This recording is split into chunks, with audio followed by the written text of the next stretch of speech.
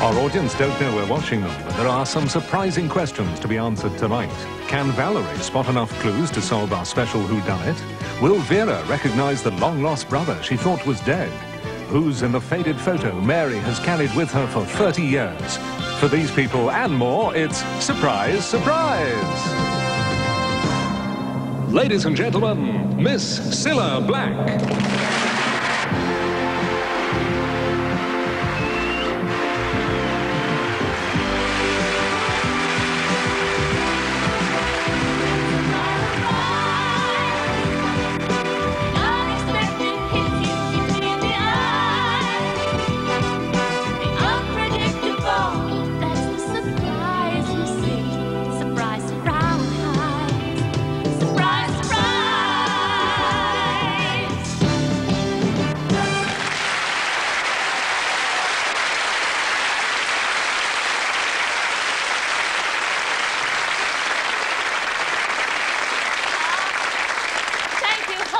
Welcome to another Surprise, Surprise. Now, kids are full of surprises, aren't they? Yes. Well, mine are. Especially our Jack. He came home from school the other day with a big bruise on his cheek. He said, "One of the other kids hit me." I said, "Did you hit him back?" He said, "No, I hit him first." Oh, well, let's get on with the show, because we've got loads of surprises, not only involving the people in our studio, but for all you people watching at home. Now, you may remember last week I phoned a Valerie Eccles, who's a whodunit fanatic. Whenever she reads a mystery novel or sees a mystery play, she can guess whodunit quicker than you can say, "Hercule Poirot." No, I said, well, that's Scouse. "Hercule Prado." Anyway, we invited Valerie to come on our show, and there she is sitting up there. Give us a wave, Valerie.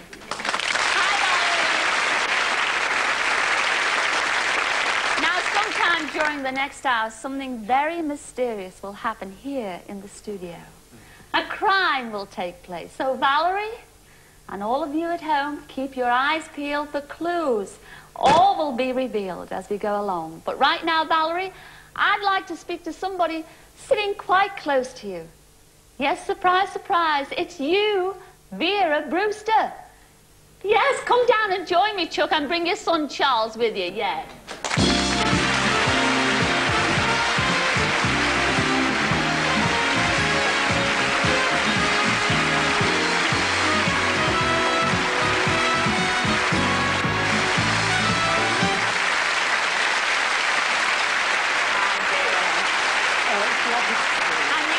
Have a seat down there. Hello, Charles. Good evening. Would you like to sit next to your mother down there? Sure.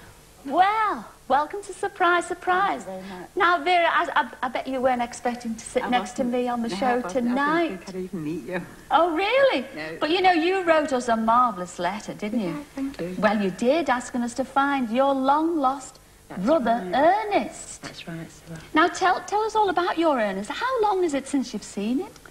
Well, it must be about 38, 40 years ago. Oh, I think even a little bit longer than that. It probably could. Yes, Possibly be. a long, long time. Yeah, it is. Now, you gave us a clue in your letter. The only clue you gave us is that you said that the last time you heard about your Ernest was that he went to Northern Ireland, didn't he, Chuck? That's right, he married an Irish girl, Joan. An Irish girl, Joan. Well, 40-odd years. I mean, that's a long, long time to try and trace anybody. Is. And that's why we said to you, we'll put your appeal on Searchline. Yes, that's right. Well, surprise, surprise, Vera, we don't have to do that, because we have found your brother already. And here he is, after all those years. Cilla. Over 40 years is your brother, Ernest. Oh. Come in, Ernest.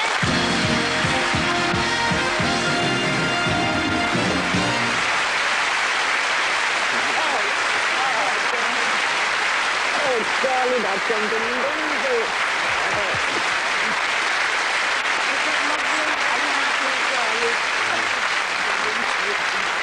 Sit next to your bed. Oh, I think it's a marvellous reunion.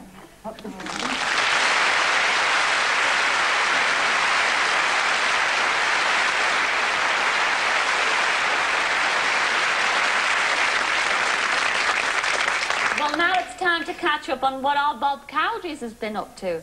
I phoned a Mrs. Elsie Brown last week, and she's 70 years young and has always had this burning desire to yodel. Well, we promised her a mountain to yodel on, and we sent our Bob out to find one. So let's see how he's got on. Well, Cilla, I've done it. I found Elsie her mountain. It was quite easy, really. You take the road towards Dagenham, look up, and there it is, sticking up in front of you. So we've got the ski slope, and there's some really bracing mountain air up here. But I've still got some work to do to create that little bit of Swiss magic. But don't worry, I've got some ideas, haven't we, Maggie? So we've got to slide off now, and we'll see you later. By the time we talk to you again, this will be astonishingly alpine, we hope. You having a go, Maggie? No? I didn't think you would.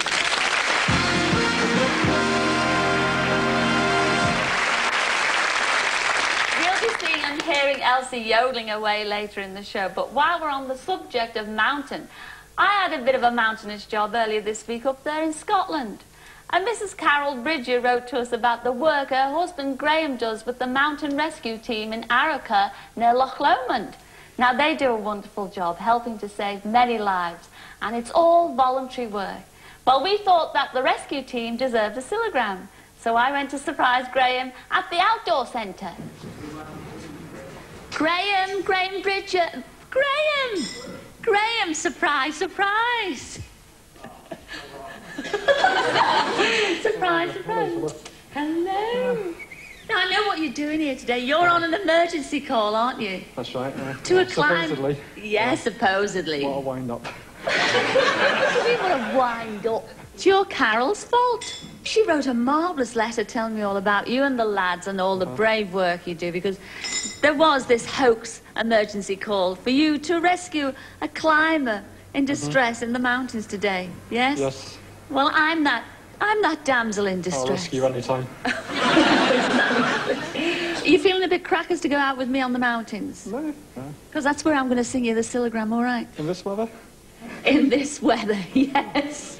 Oh, Okay, dear. I couldn't have picked a better day, could I? That's like this 9 months of the year. Is it really? Aye. Have you got your boots on? Yes. What else have you got to put on? Just a jacket. Oh, Yes. I love to go wandering. Come on, let's go. Okay, then.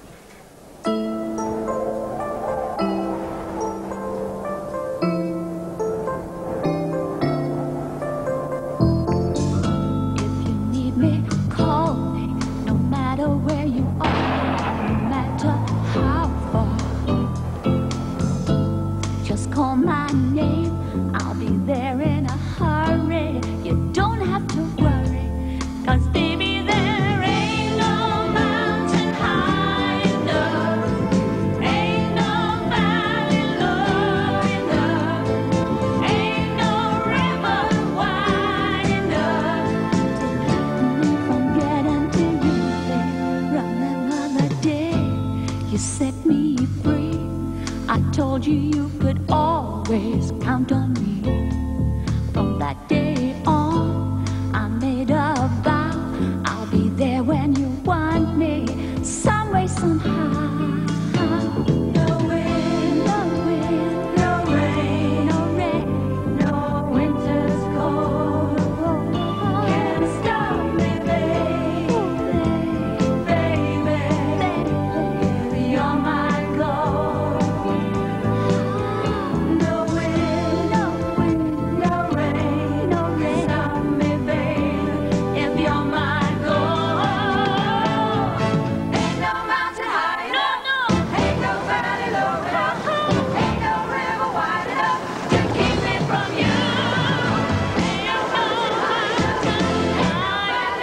enough, ain't no river enough to keep me from you.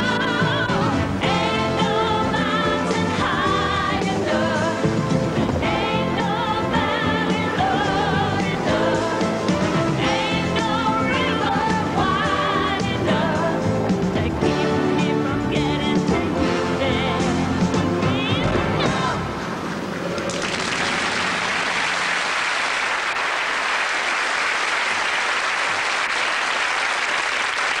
Oh, ladies and gentlemen, you probably couldn't see it on film, but talk about rain. It came down like stir rods. It was like having buckets of water chucked at you from all directions. Well, I think those lads are very, very brave, risking their lives to save others. And I'd like to give a special thanks to the Royal Navy's 819 Squadron from HMS Gannet for the use of their helicopter. Thanks a lot, lads.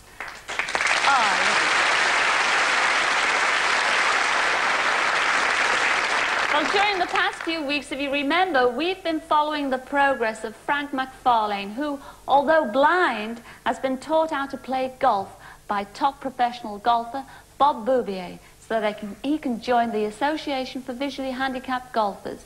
Well, this week, Frank completed his course and came down to the Wentworth Golf Club to pass out. So let's see how he got on. Well done, Frank. That was absolutely brilliant. Thank you very much, Bob. Thank you very much. Did you enjoy it? Yeah, very much indeed. Yes, excellent. Well, actually, how do you fancy an extra game? With you, sir, any time. No, not with me. You see the state of my play. We've arranged, actually, a doubles game for you. Any idea who your doubles partner might be? Well, it's actually the 1987 Open champion and current holder of the Volvo Masters trophy, Nick Faldo. This is your partner. My pleasure. How are you? Right? You're lumbered, Nick. Great to see you. Thank you very much. There we are. We've got one team. Let's get back to the first tee. We'll have the game. Come on, lads. Right. Back this way. Right.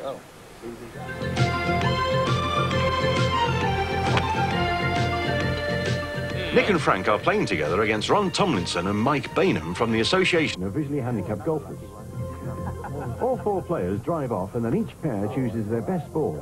From then on, they play alternate shots. So what we want to know, Nick, is what distance to the water? And what distance to the green? No, we just worry about the green. Just the green. You're not bothered about swimming? No, we don't look at anything else.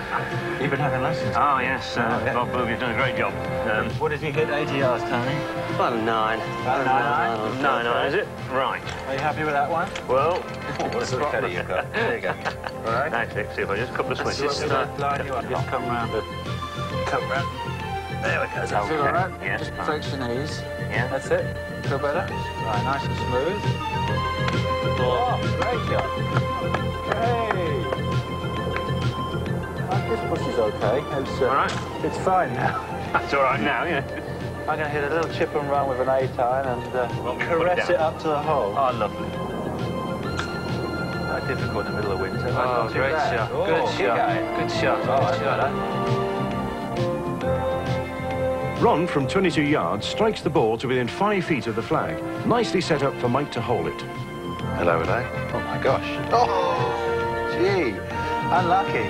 Nice and smooth and in.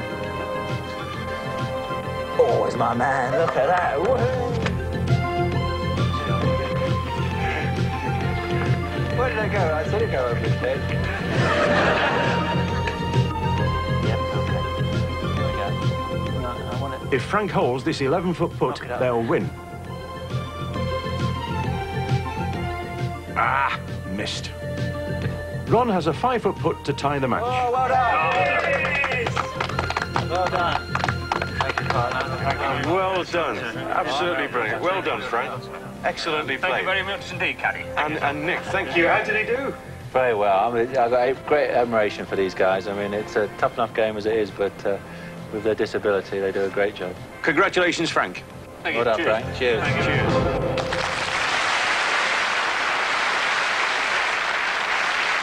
Well, we thought you did such a great job, and we're not going to let you go away without another little surprise. Oh, my God. Because your Julia here wrote and told me all about your passion for cricket, is that right? Yes, yes. And you support... Which club do you support? The Lancashire County Cricket Club. That's why she said wear this tie tonight. Yes, and that's why you're wearing that super tie. Well, we have got the captain of that club and also their star player to offer their congratulations. Yes, the two people you adore. Ladies and gentlemen, David Hughes and Jack Simmons. Come in, Dave. Come in, Jack.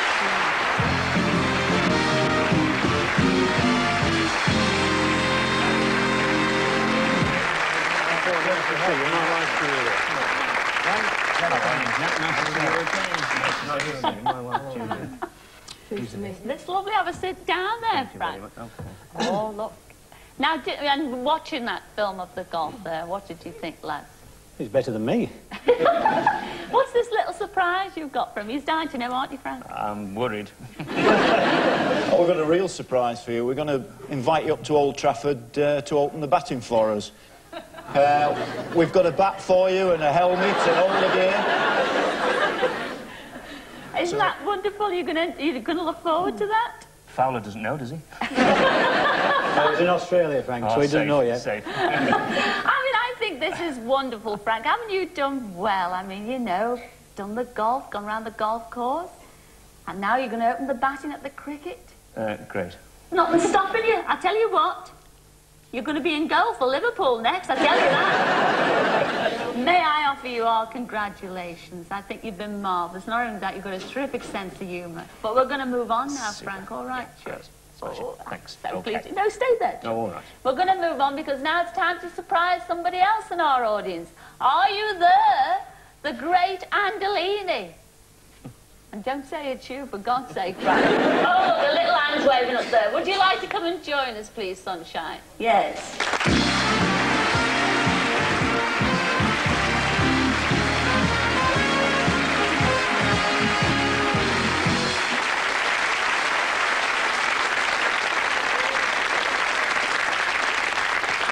The great Andolini. Now, I know that really isn't your real name, but I mean, you are dead mad keen on magic. Yes, that's right. And you do insist that your friends and relatives call you the great Andolini. Because you're really into this magic stuff, and your main ambition is to do one trick in particular. Now, what is that trick? I know the trick, you tell me. That's the sword box. Oh, the sword box trick. Well, surprise, surprise. I mean, can I call you Andolini or just great? Just great. Just Well, great. Surprise, surprise. You are going to do the sword box trick tonight. On tonight's show, yes. And not only that, you are going to go inside the box. Now,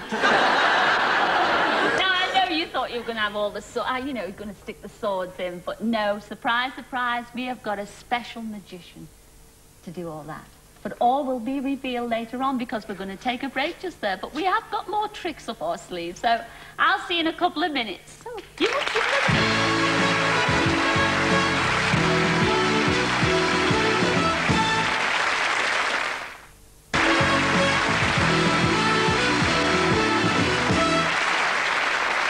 Hello and welcome back. Well, it's time now to pin back your lugos and listen to Elsie, the yodeling Yorkie. Now then, Elsie, there's nothing to worry about. I'm an ace with a bow and arrow, all right. I believe you. Oh, hello, Cilla. Here we are. It's impressed, eh? Just like Cilla with the witch. She's lost her apple. The oaks got it. The real Switzerland, we've got snow, we've got lederhosen, we've got even got a gnome of Zurich, and we've got an alpine horn, played by none other than Herbie Flowers, who's kissing a ghost. Herbie! Hello. How are you? So this is an alpine horn? Yes, so this is. What's it made of? Wood. Right. And what position are you lips in when you blow it? Same as when you kiss the goat. I see. All right. Elsie, are you ready for this? Yes, Robert, I Are you yodeling chords in order? Yes, fine. All right. You don't need to go to the bathroom like you did last week. Not today. Right. Not today. Lovely. What are you going to yodel for us? What are you yodeling? The Lonely Goater. The Lonely Goater. We proudly present Elsie Brown and the Swiss Ensemble with the Lonely Goater. Take it away, boys.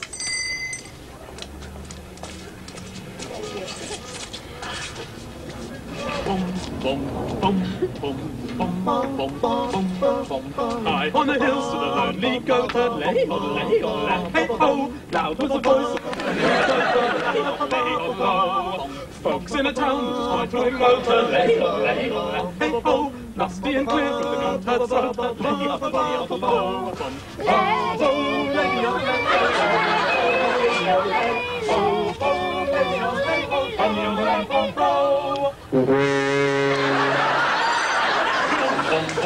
on the bridge of the console motor, lay ho, men on the road with a load to toter, lay ho, men in the midst of the verbal soda, lay ho, men drinking beer with the foam of floater, lay ho, ho, ho, lay ho, ho, ho, lay ho, ho, ho, lay ho, ho, ho, lay ho,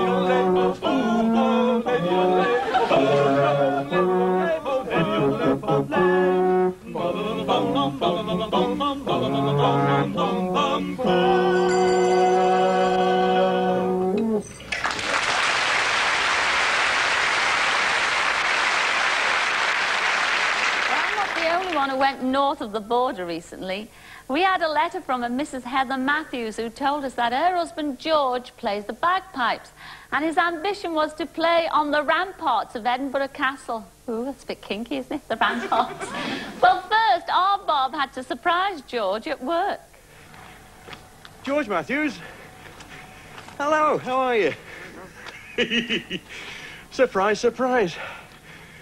You could have been closer to the road for us, couldn't you, George? What are you actually doing here? Cutting cabbages. Cutting cabbages? It looks hard work, it's only in this mud. What do you do when you're not cutting cabbages, George? You name it, he does. Well, you do one particular thing, don't you? Because you play the bagpipes, don't you, George? Mm-hmm. With the, let me get it right, the Liverpool Scottish Regimental Pipe Band. Mm-hmm. How do you think I know that? I don't know, tell me. Well, your wife Heather told us. She told me something else as well, George. She said you've always longed to play on the ramparts of Edinburgh Castle, is that right? Mm-hmm. And that you want to be the lone piper stuck out there silhouetted against the sky. Mm-hmm. Well, surprise, surprise, George. That's what you're going to do. You're joking. I can either do. It's all fish, George, so that's a big knife you've got there, isn't it? Well, you don't need that anymore. So we'll leave that there. All right, lads, you just carry on. All right, George. You kidding me? No, I'm not kidding you at all. You come in with me. You have to get your change, though. You can't play in your wellies, can you? Right, here we go. Here we go. See you, lads. Hi, tiddly-dee. See you, lads. If I was... Oh.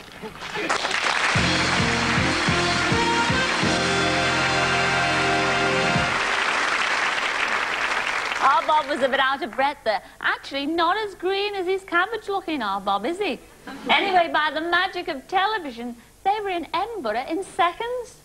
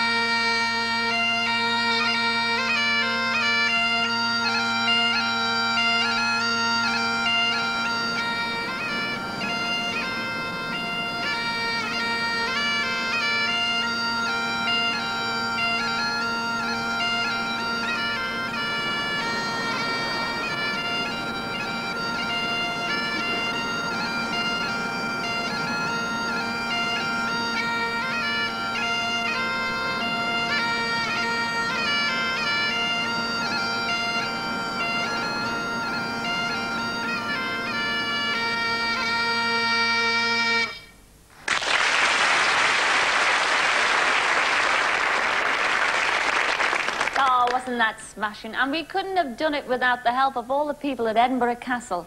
Our thanks to them. And there's our lovely George and Heather sitting in our audience. Well done, George.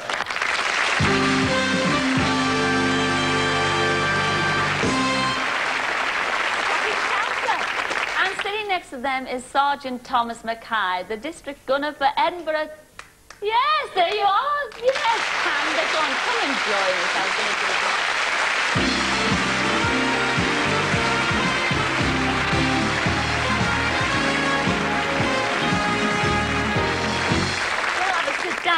I was going to give you a big build-up there, Tam. Yes, because you fire the 1 o'clock gun, don't you, up there in Edinburgh? That's correct. Isn't that lovely? Well, I know all about you. I've heard all about you from a little girl. She's only aged 9, and her name is Leslie Quinn. Actually, she won a competition to go and visit the castle, and she wrote me a letter saying, oh, there's a lovely fella up there named Tam the gun. He fires the 1 o'clock gun. And you looked after her so well, showing her all around the castle. She wanted to thank you personally, and surprise, surprise, Tam, here she is tonight. Come in, Leslie.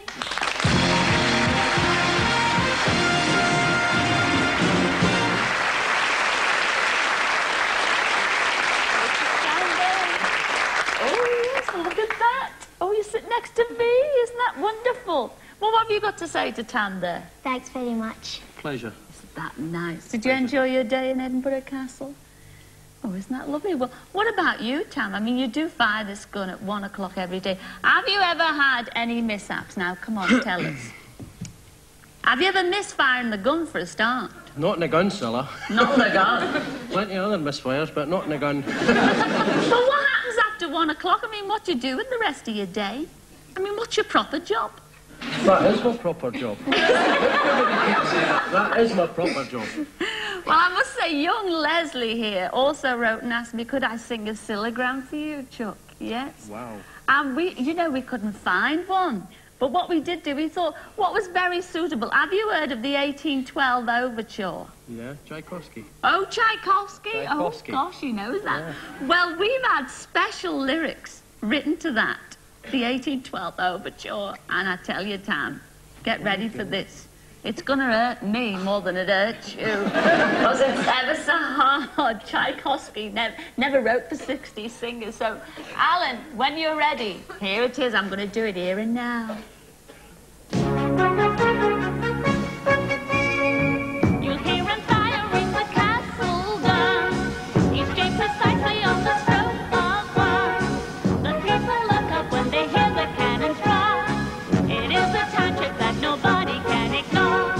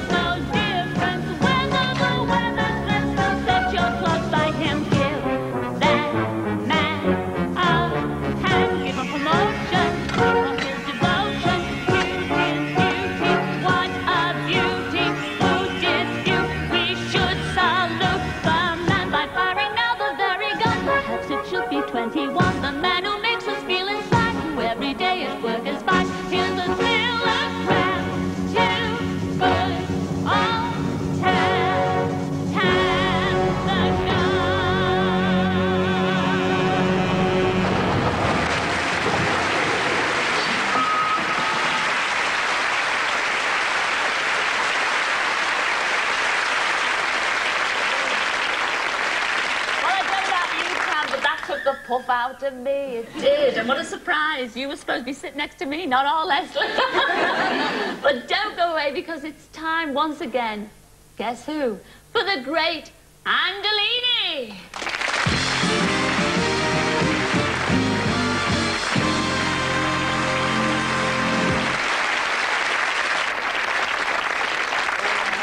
Oh, great, great. You look great. You do. You look wonderful. Oh, oh, sheer magic. Surprise, surprise. Well, are you ready for this box trick here? Indeed. Indeed you are. Well, I've got a little bit of disappointment for you, Andolini. Yes, because you know that great magician, the famous one that I promised you, is going to stick the swords in. He hasn't turned up. Oh, that Frankie Howder's so unreliable, So I'm afraid we're going to have a volunteer from the audience. So don't worry, I'll be right by your side. Well, no, you be inside there, but I'll be right beside you.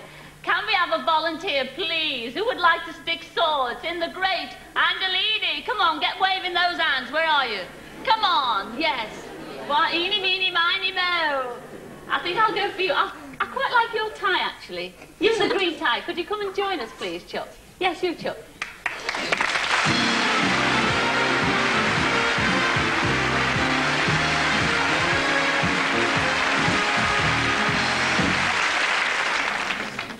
Well, welcome to Surprise, Surprise. What's your name? Richard. Richard, say hello to the great Andolini here. Hello. Isn't that lovely? Are you looking forward to sticking swords in? Well, you'll have to tell me how. I'll tell you every step of the way.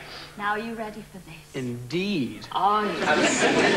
I mean, have you got any wife or, children you'd like to say goodbye to now? No, not at the moment. Well, why don't I give you a good luck kiss? Come on, I've been waiting for this all night. Oh, hang on, the lipstick. Oh, I'm sorry. Add a little bit of colour to your cheeks, though, hasn't it, Chuck? All right, then, what are we waiting for, Richard? Here we go, Chuck. Would you like to open the cupboards there? You just take the other side. Have a good look in, Grace. Look at you when I'm talking to you. Yes. Check it inside there, because you're the expert now. All your family's watching you. All right? Make yourself comfortable. Oh, look at this. I love that. Looks like a Brillo pad, doesn't it? And oh, you could have polished your shoes before you... I'm doing this as a surprise. That's what the show is all about. Get tucked in there, Chuck. I know, it's a bit small in there. Here we go. I'm closing the doors now. Are you all right in there? Oh, he's not saying nothing. I tell you what, Richard, could you get that dirty big sword there? Because you've got to start off with that one first. And you stick it right in here, all right? And I will soothe you on the way, all right? I will soothe you on the way. Angelique, get stuck in. Yes. Oh, gosh. It'll be all right. All right, take your time. Yes. Are you feeling that? Can you feel that? I will ask you only words. He's not saying much. You think he can hear me? I tell you what, Andolini, Ray, you can hear me? Yes, I can. All right, when I tap this 3 times, when you tap once, I know it'll be all right, Chuck, all right? Okay. All right. We can now proceed. Now, Richard, do your best, because we haven't got much time. Could you stick those knives in? Get them going, really, you know, get them Anywhere? Stick them anywhere you like, as long as it goes in. I made the best man win. Oh, I don't like this. Oh, Anywhere? Anywhere, yes. Oh, gosh.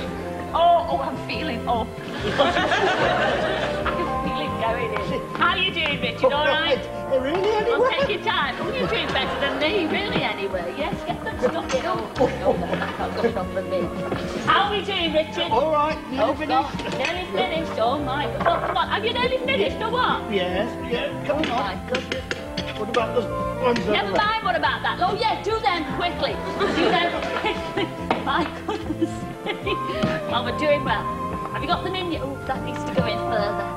Finished. It won't go anywhere. Give us a quick twirl. Give us a quick twirl. Twirl. Yes, please do. Round there, yes.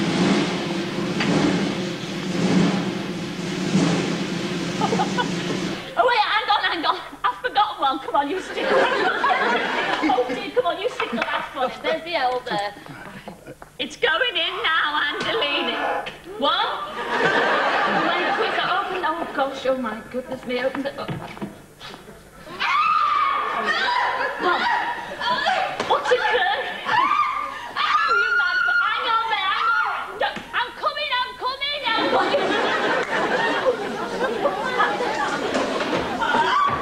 This wasn't even contacted.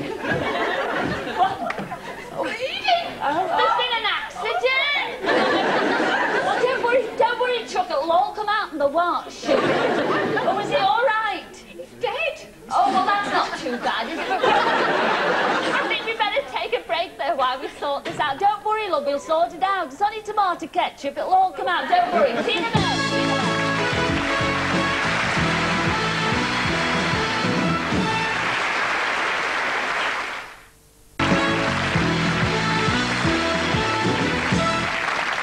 Hello and welcome back. And getting back to the scene of the crime, I think we should take statements from those people in the row where we found Andolini deaded. Now, we know it wasn't Valerie. And next to her was her fiancé, Simon. Simon. Well, I was aware of some movement when somebody came in. I mean, people were getting up and moving to let him sit down, particularly when he stumbled and leant on someone about halfway along the row. Ah, that's your story. And then there's an empty space where our reunion guests have been sitting. And then we have Monica Petrie. Monica, what's your story? I couldn't see anything. It was dark, and this man was sitting between me and the dead man right through the show. And then I heard a scream, and I saw blood on that lady's hands. Oh, I see. And then we have David Mason. Come on, David. What have you got to say for yourself? I'm a new researcher on the show, and the producer suggested I look at it from all possible angles. Camera, control, audience, that kind of thing. I was terribly shocked to find myself sitting next to a dead body. It's terrible. And finally, we have Hannah Reynolds. Come on, Hannah. Well, I couldn't see anything either because this stupid person pushed right past me just as the knives were going into the magic box. He sat down somewhere further along the row. Oh, dear. But we also found some clues in Andolini's pockets. There was a handwritten suicide note which said, "In true Andolini style, I have decided that the tediums of life can no longer be suffered, and therefore I make my grand finale in front of you all. Signed, the great Andolini."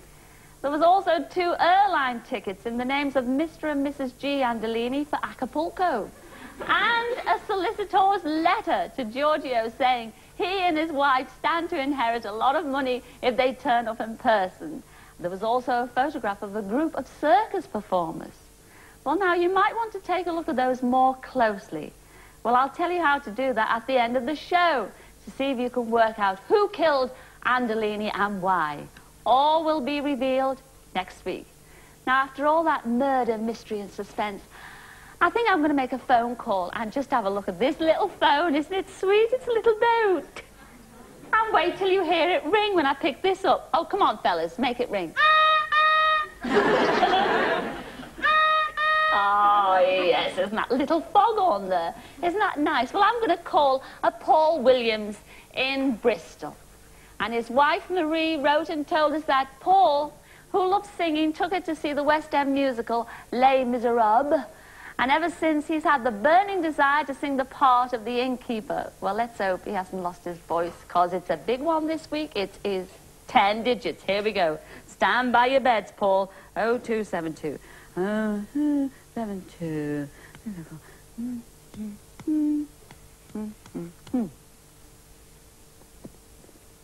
Actually, I believe Paul isn't from Bristol. I believe he's from Wales, where all the good singers come from.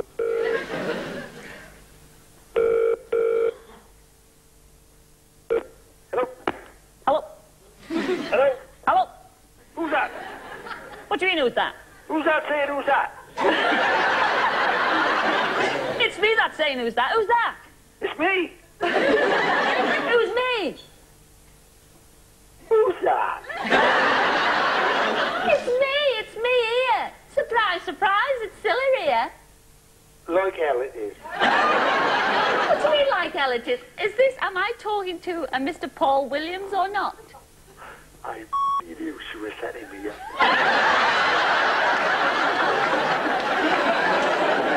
Paul, is that you, Paul? No. What do you mean it's not you? Come on. This is a recorded message. Please.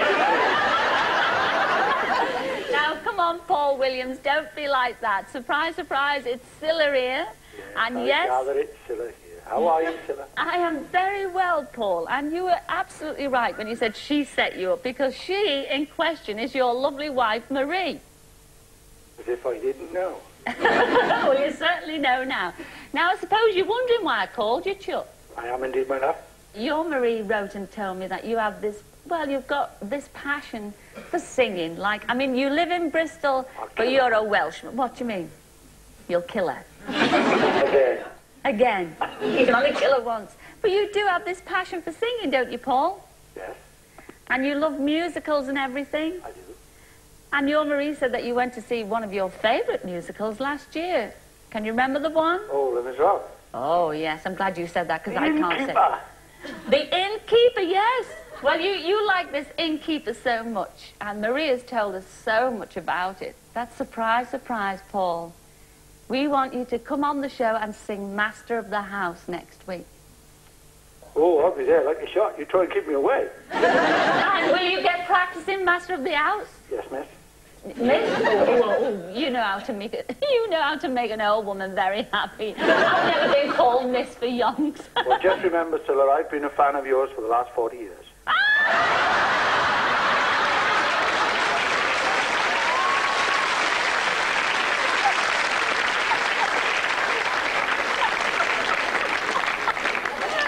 And my mother could remember you starting.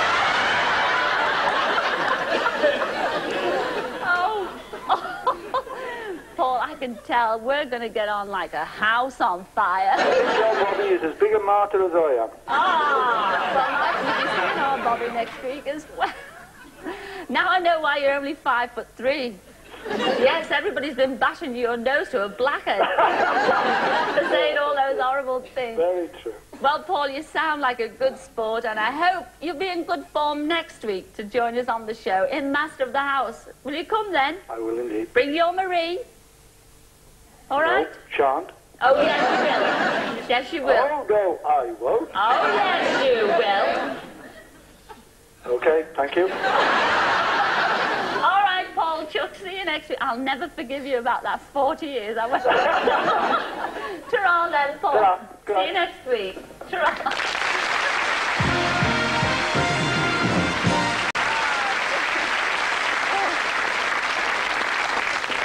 Oh, the little demon Paul there. Can't wait. And while Paul starts practicing his scales, let's hear from someone who always hits the right note. Yes, it's over to our Gordon Burns. Thank you, and it's certainly a high note that we're starting on because Searchline has chalked up many more successes. Remember a couple of weeks back, Brenda and David Blackby from Essex were looking for Gloria Winslow and Anne Dickens. Well, we found both of them. We've also found the Wiltshire family, Jacqueline, Karen and Virginia, for their former nanny, Christine West. You might also recall Kenneth Richer was looking for old shipmates from HMS Vanguard in 1947. We not only found his old mate Alf Mole, but also, I think, half the crew as well, judging by the amount of phone calls we got. And from last week, we found Dylan Baird, who's now in Wales, Brian Manton in Leicester, and this former drummer, Terry Woodbridge, who played with the Decoys pop group back in 1968. Well, now we've got a fascinating mystery to solve. Perhaps it's another case for Valerie Eccles.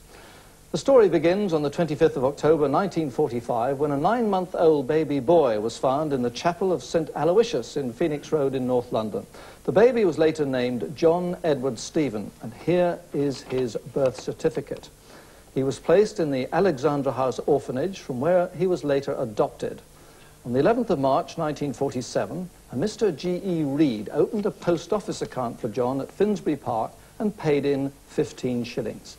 Now this is the book, and John's mysterious benefactor made 2 more payments, and the book was handed over to John on his 21st birthday in 1966.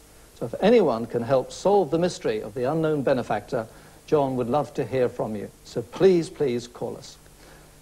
Jean Clement is looking for her old friend, Irene Thomas from Windsor School in Ham, West Germany during the 1950s. Here are 2 pictures of Irene with her parents and her cat Fluffy. And Jean has others of Irene and her family which she would like to return. So if Irene or anyone who knows her is watching, then give us a ring. And right now it's time for another of our personal appeals. I'm Polish. In 1940, when I was 5, I was separated from my parents and deported to Russia. I was then known as Lonia Ubish. In 1942, I left for Persia. In 1942 again, we were taken by the Maharaja of Jamnagar to India. That was 5,000 children. We were in Balahadi camp. In there, I had 2 particular friends, Janina Bartosz and Janina Kempa. In 1947, I left with Janina Bartosz for England. She went to Wales. I think Janina Kempa followed. I have been looking for them ever since through Polish papers and other means.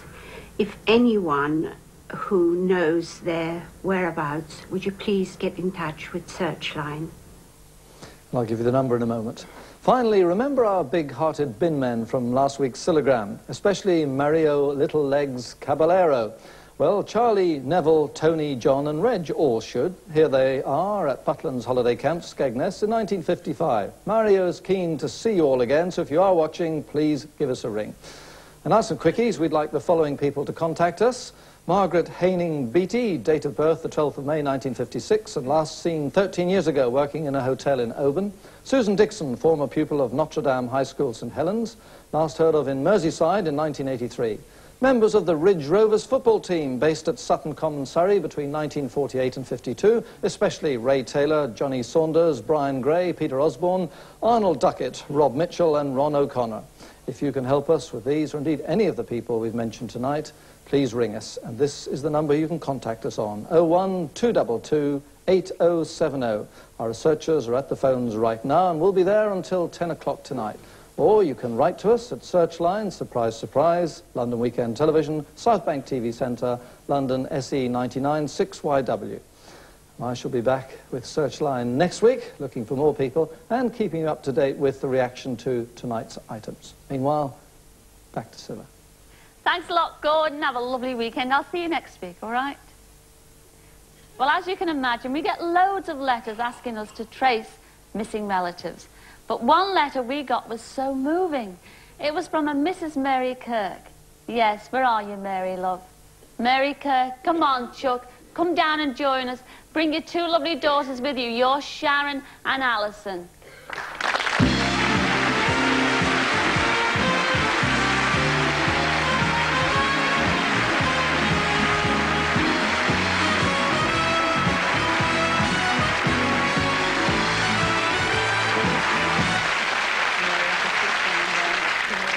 Sharon. I'm Sharon. Hi, Sharon. Hi. You sit over there, and Alison, you sit down there. Welcome to Surprise, Surprise. Well, now, Mary, you told us, didn't you, that you were looking for your one and only son, Timothy, didn't you? That's right. And you also told us that your Timothy was born, well, 30 years ago, when you were just 15. And because of your age and the circumstances, he had to be put up for adoption, didn't he? Yes. And it was the saddest day of your life. He was just 12 days old, and before he went, though, you had a photograph taken of him, didn't you? Yes, I have been told that you carry this photograph everywhere. Come on, let's have a look at it. I know you've got it in your handbag. Let's have a look at this photograph. 12 days old, was he at this time? Yes, that's right. That's super. Can't wait. Little Timothy. Oh, isn't that sweet? You have to look at that. Can the camera pick that one up? I know it's tiny. Absolutely marvellous. Well, I know you missed your little Timothy dreadfully, but eventually, after some time, you did marry Timothy's dad, David, didn't you? And then you had two more daughters, your Sharon and your Alison. So these are Timothy's real sisters, aren't they? That's right. Well, sadly, you lost your David, your husband David, in a road accident, didn't you? But, yes. But you've never ever forgotten your little Timothy there for over 30 years. Well, Mary, I have to tell you, I'm going to go right. I had a lot more to say, but your Timothy is right here. You haven't seen him since he was 12 days old. Come on, Timothy, say hello to your mum and your sisters. There he is.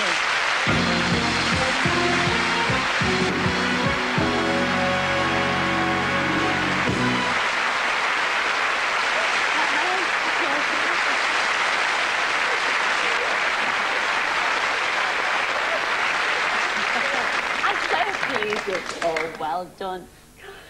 And he looks just like he wears glasses as well. What a super reunion. Well done.